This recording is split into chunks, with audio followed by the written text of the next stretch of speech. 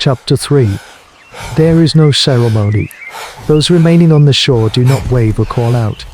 They simply watch, a line of silent, hollowed-out statues.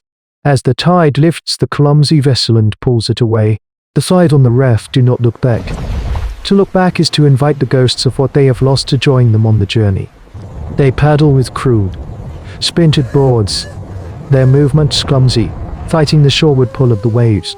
Then a current catches them, a silent river within the sea, and their fate is no longer their own. The land of their birth shrinks, flattens, and finally dissolves into the shimmering haze. They are alone.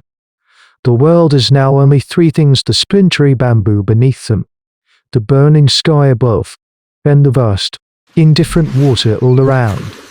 The true nature of this prehistory is not found in fossils, but in moments of absolute, terrifying isolation like this one.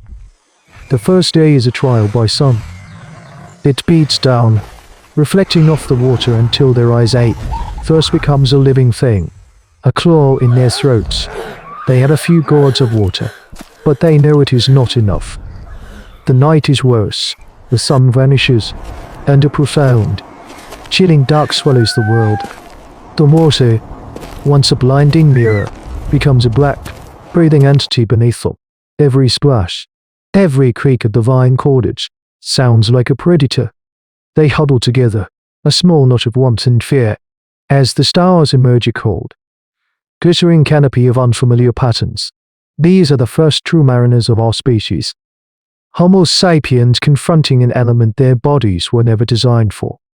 Their journey is a testament not to technology, but to the sheer force of imagination, the ability to see a future beyond the horizon. On the third day, they see a monster, a shadow, immense and dark, passes beneath the raft. It is longer than the vessel itself, a piece of the deep ocean soul rising to inspect them. One of the women stifles a scream, her knuckles white where she grips the bamboo. They are helpless, a piece of driftwood offered up to the true gods of this world. The marine megafauna that ruled the oceans long before humans. The shadow circles once, then descends back into the blackness, leaving them trembling in its wake. This is the world as it truly is, stripped of all illusion. To witness such a moment is to understand the terrifying fragility of our own existence. If you feel the truth of that crossing, the chill of that deep water, then find your place among the chroniclers. Subscribe, and help us bear witness to the echoes of their courage. The smudge on the horizon grows, slowly, painfully. It solidifies from a ghost into a line, then a shape, gaining color and texture. It is real. They paddle now with the last of their strength, their bodies screaming with dehydration and exhaustion. They do not steer toward a gentle beach, but are carried by the current toward a line of jagged black rocks and crashing surf.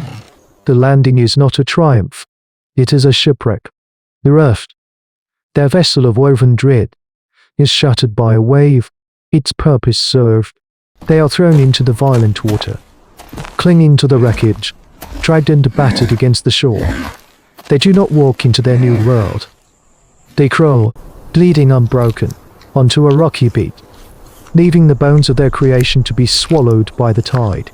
They lie gasping on the alien shore, the taste of salt and blood in their mouths, alive, for now. Word count 5, embers and echoes. What we have just witnessed is not the story of a single clan. It is the story of a threshold being crossed, not just over water, but in the landscape of the human mind.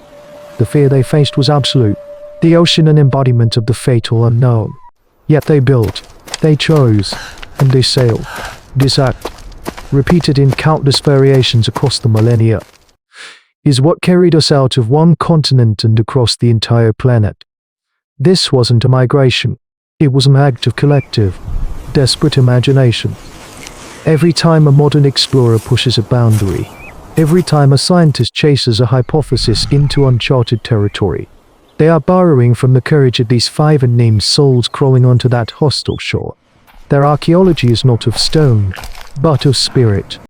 The hard-won knowledge that a smudge on the horizon can be a promise, that the terrifying unknown can be survived, became the bedrock of our species' improbable success.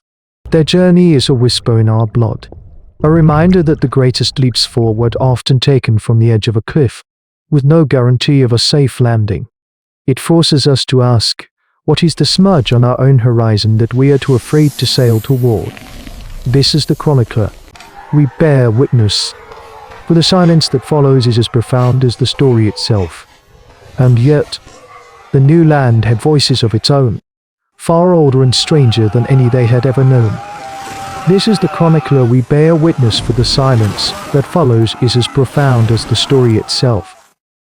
And yet the new land had voices of its own, far older and stranger than any they had ever known.